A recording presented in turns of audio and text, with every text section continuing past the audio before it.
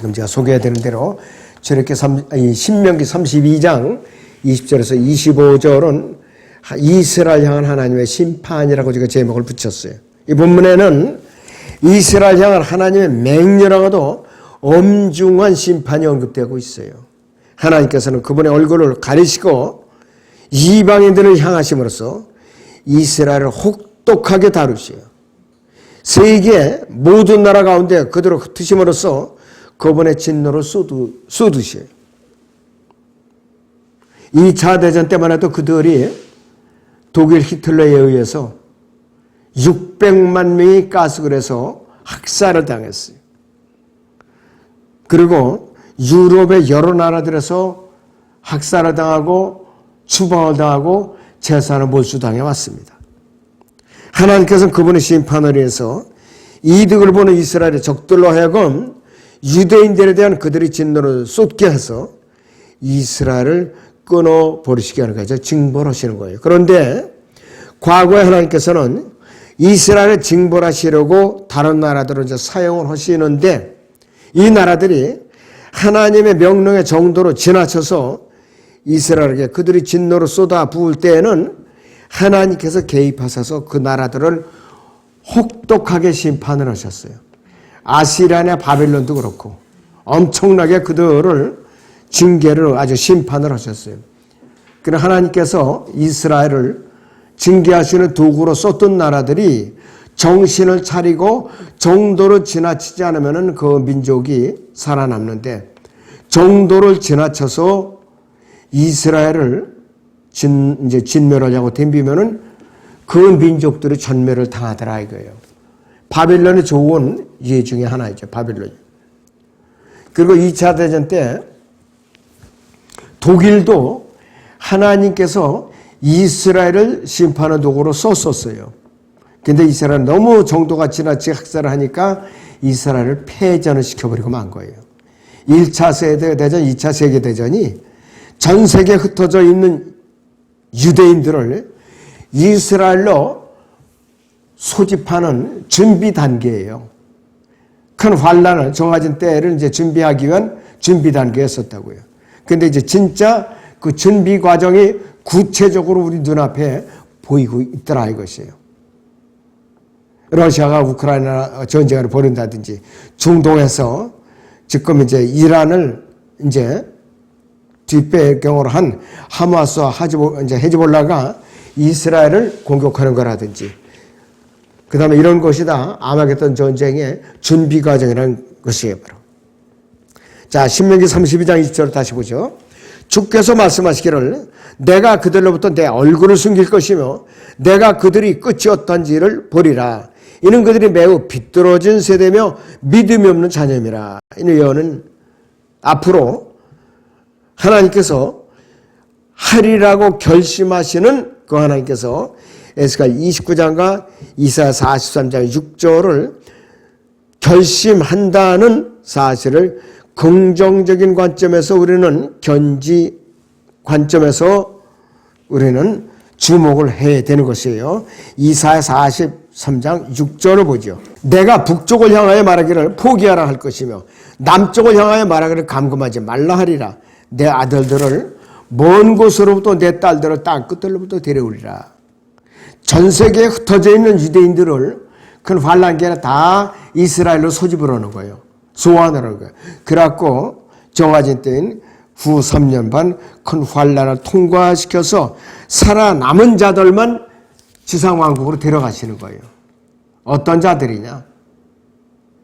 짐승의 표를 받지 않고 율법을 지키면서 페트라로 피난해서 살아남은 자나 또 큰 환난을 통과하면서 짐승의 표를 받지 않고 율법을 지키면서 안식일을 지키면서 순교당한 이스라엘. 그 다음에 모세와 엘리야를 따라서 이제 환난 후 휴거에 참여했던 이스라엘의 14만 4천 명. 이 사람들이 들어가는 거예요.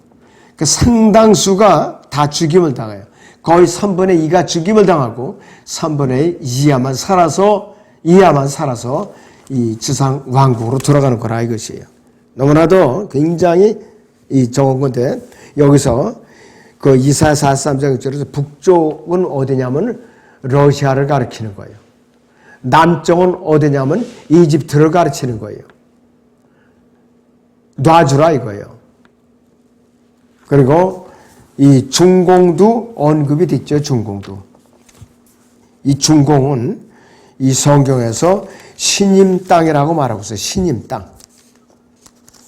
그래서 지금 중공에도 많은 유대인들이 지금 가서 살고 있어요. 많은 사람들이 살고 있더라 이거예요.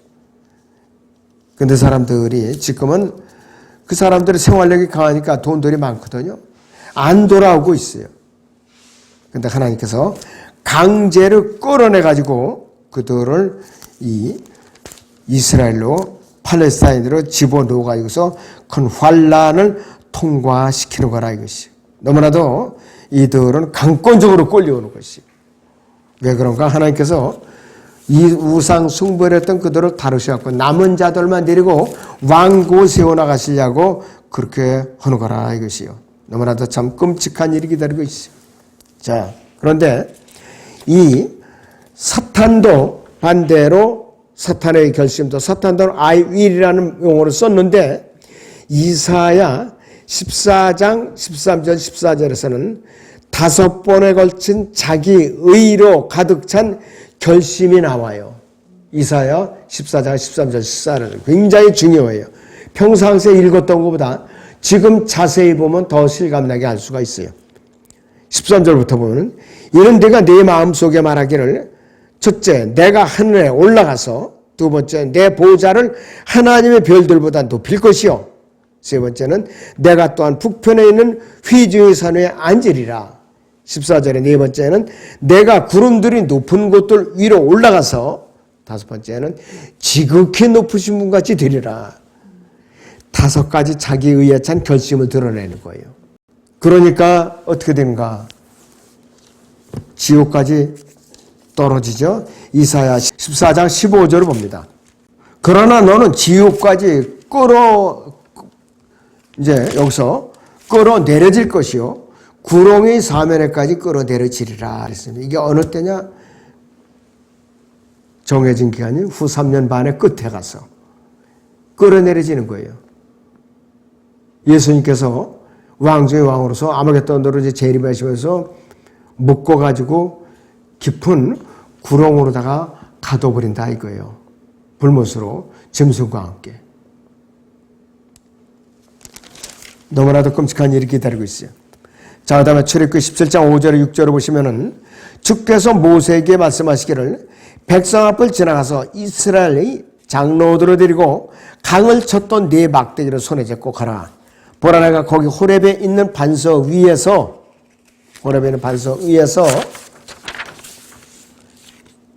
자, 여기서 네 앞에 서리니 이랬어요. 너는 그 반석을 치라. 그러면 그곳에서 물이 나오리니 백성이 마시리라 하시니 모세가 이스라엘의 장로들 앞에서 그렇게 행하니라 했어요. 여기서 막대기는 은혜의 막대기예요. 율법을 받기 이전에 이집트에서 구원을 목적으로 사용했던 그 막대기예요. 6월절 양 사건부터 시작해가지고 막대기가 처음으로 사용됐을 때 민수기 21장 9절에 뱀으로도 사용됐죠.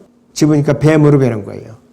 또 출애굽기 7장 10절에서는 막대기로도 사용됐고 요한복음 4장 14절에 16절은 출애굽기 17장 6절의 본문을 그대로 이제 인용한 건데 물이 쏟아져 나왔다는 것은 성령을 예표하는 것이에요. 요한복음 7장 38절을 보죠. 나를 믿는 자는 성경이 말씀한 것 같이 그 입에서 생수의 강들이 흐르리라고 하니 성령을 예표하는 겁니다. 바로. 성령께서는 반석이었어요. 반석이 있었기 때문에 역사하시고 이 반석은 죄인들을 위해서 맞으신 반석이에요. 바로 호렙산에서. 자, 그리고 이 반석은 신명기 31장 2장 15절 18절 30절 31절에 언급되는 반석으로서 첫째는 기름을 상징합니다. 신명기 32장 13절. 두 번째는 불을 상징하죠. 방광기 6장 20절 21절에서 세 번째는 꿀을 상징합니다. 시편 81편 16절. 그 다음에 네 번째는 물을 얻을 수가 있어요. 그러니까 기름과 불과 꿀과 물을 얻을 수가 있어요. 그래서 이 반석은 로마 카톨릭이 가짜 반석이 아닌 거예요. 그들의 반석이 우리의 반석과 같지 않다고 그랬어요. 자, 그들이 우리의 원수들이라고 그랬죠. 아무리 같다고 주장해도 아니죠, 반석. 그들의 반석은 예수 그리스도께서 사탄이라고 불렀던 인물의 반석이에요. 로마 카톨릭 교황 레오 1세부터 모든 교황은 이 본문을 자신들이 종교에 대한 정당성을 입증하는 구절로 사용하고 있어요. 마태복음 16장에 18절 19절을 보죠. 나도 너에게 말하노니 너는 베드로라. 그리고 이 반석 위에 내가 나의 교회를 세우리니 지옥의 문들이 그것을 이기지 못하리라. 그리고 내가 하늘의 왕국의 열쇠들을 너에게 주리니 내가 무엇이든지 땅에서 묶으면 하늘에서도 묶일 것이요 또 내가 무엇이든지 땅에서 풀면 하늘에서도 풀릴 것이니라 하시니라. 그래서 23절을 보시면은 주께서 돌아서서 베드로에게 말씀하시기를 사탄아 내 뒤로 물러가라. 너는 나에게 걸림이 되는도다. 이는 내가 하나님의 일들을 생각하지 않고 사람의 일들을 생각함이라고 하시더라 그랬습니다. 육신적인 관점에서 보면은 베드로가 굉장히 기분이 나빴을 거예요. 그러나 베드로는 아무 소리를 못했어요. 베드로 뒤에서 역사하는 사탄을 보신 거예요. 로마 카톨릭의 반석은 첫째는 하나님을 저주했죠. 마태복음 26장 27절에서 14절에서 베드로가 닭이 두 번째 올 때 예수님을 저주하면서 이제 부인했어요. 그리고 은혜를 거부했고 하나님과 논쟁을 했죠. 그런데 우리 반석이신 예수 그리스도께서는 거룩하시고 아무 흠도 없고 죄도 없고 절대 무오한 살아계신 하나님의 아들이시에요. 자, 마태복음 16장 16절을 보죠. 거기 시몬 베드로가 대답하여 말씀드리기를 주는 그리스도고 살아계신 하나님의 아들이시니다라고 하더라. 아주 정확한 신앙 간증이에요. 믿음의 고백이에요, 바로. 자, 신명기 32장 21절을 다시 보면은 그들은 하나님이 아닌 것으로 내게 질투를 일으켰으며 그들은 그들의 헛된 것들로 내게 진노를 일으켰으니 나도 백성이 아닌 자들로 그들에게 질투를 일으키며 나도 어리석은 민족으로 그들에게 진노를 일으키리로다. 이렇게 엄중한 질책과 책망을 받고 있어요. 즉 하나님을 버리고 다른 민족들의 신들인 바알과 아스타로스를 비롯해서 온갖 우상 숭배에 대한 하나님의 혹독한 심판을 경고하고 있는 것이에요. 그들은 이스라엘 백성은 다른 이방 민족들이 섬기던 그 우상들을 섬기다가 그들에 의해서 이들이 멸망한 거예요. 이스라엘 전 세계에 흩어진 거라 그러죠. 또 더 지독한 심판이 나옵니다. 신명기 32장 22절에 내 진노 중에 불이 붙어서 가장 낮은 지옥까지 살릴 것이며 땅을 그 소산과 더불어 소멸할 것이며 산들이 기초에도 불을 놓으리라 그랬어요. 지옥 심판으로 다루겠다 이거예요. 이 앞으로 올 환난은 상상은 초월하는 거예요. 땅의 심장부에는 활활 타오르는 유황불의 복음과는 끔찍한 고통을 받는 그런 기간이에요, 바로. 또 신명기 32장 23절에서 25절을 보시면은 내가 그들 위에 재앙을 쌓고 내가 그들에게 내 화살들을 보내리라. 그들은 굶주림으로 불탈 것이며 불타는 열기와 혹독한 멸망으로 삼켜지리니 내가 또한 짐승들의 이빨과 태클 속의 뱀들이 독을 그들에게 보내리라. 밖으로는 칼이 안으로는 공포가 젊은이와 처녀를 할 것이요 백발의 노인과 더불어 젖먹이도 거하리라 그랬어요. 온갖 재앙으로 심판하시겠다고 말씀하고 있어요. 온갖 재앙으로. 너무나도 끔찍한 재앙이 할 수가 없어요. 마태복음 24장을 봅니다. 자, 6절부터 보죠. 또 너희는 전쟁과 전쟁의 소문을 들을 것이라. 그러나 삼가 걱정하지 말라. 이는 이 모든 것들이 반드시 일어나겠지만 아직 끝은 아니기 때문이라. 민족이 민족을 대적하고 나라가 나라를 대적하여 일어나겠으며 기근과 역병과 지진이 여러 곳에서 있을 것이니 이 모든 것들이 고통의 시작이니라. 그때 사람들은 고난받도록 넘겨주며 죽이리라. 또 너희는 내 이름으로 인하여 모든 민족에게 미움을 받으리라. 그때는 많은 사람이 실족하게 될 것이며 서로 잡아서 넘겨주고 서로 미워하겠으며 또 많은 거짓 선자가 일어나서 많은 사람을 미혹하리라. 불법이 성행함으로 많은 사람의 사랑이 식어지리라. 그러나 끝까지 견디는 자는 구원을 받으리라 했습니다. 여기서 15절부터 보면은 그러므로 너희가 선지자 다니엘을 통하여 말씀하신 멸망에 가증한 것이 거룩한 것을 선 것을 보리니 있는 자는 깨달으라. 그들이 앞으로 이제 성전을 짓고 있는데 그것이 환난 성전으로 바뀌어요. 로마 교황청에 불타면은 적그리스도가 이스라엘을 피신을 와가지고 환난 성전에 들어가서 이제 떡하니 앉아갖고 유대인들을 목을 쳐서 피해 제사를 받는 거예요.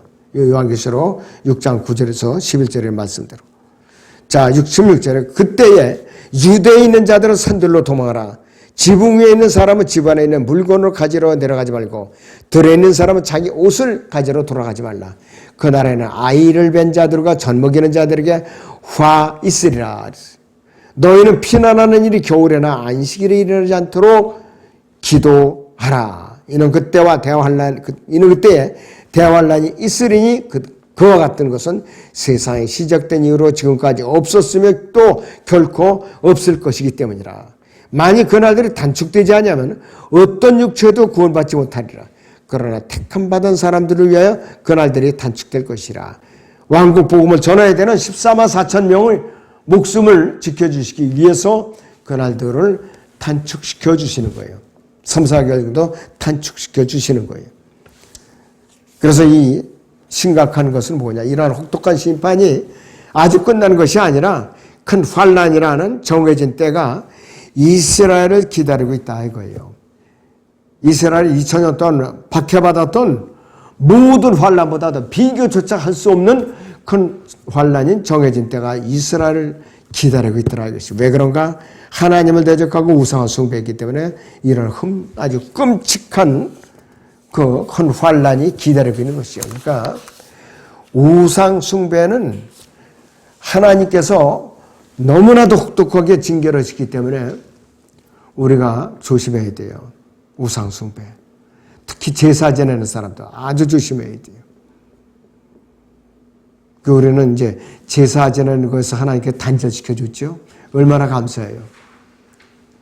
하여튼 산소에다 제사상 차려놓고 또 때만 되면은 집에서 제사상 차려놓고 밥 0시야 자정 숟가락 이렇게 그 쌀밥 거기다 이렇게 꽂잖아요. 밥사발에다가. 그리고 그때에 이제 조상신이 와서 이제 드신다고 그렇게 또 축문을 읽어요 또. 그것이 저나 여러분들은 이미 벌써 떠난 사람들이에요. 아직도 수많은 사람들이 그렇게 하고 있어요. 그 사람들이 돌이키도록 우리는 기도를 하고 복음을 전해야 되죠. 자, 기도하겠습니다.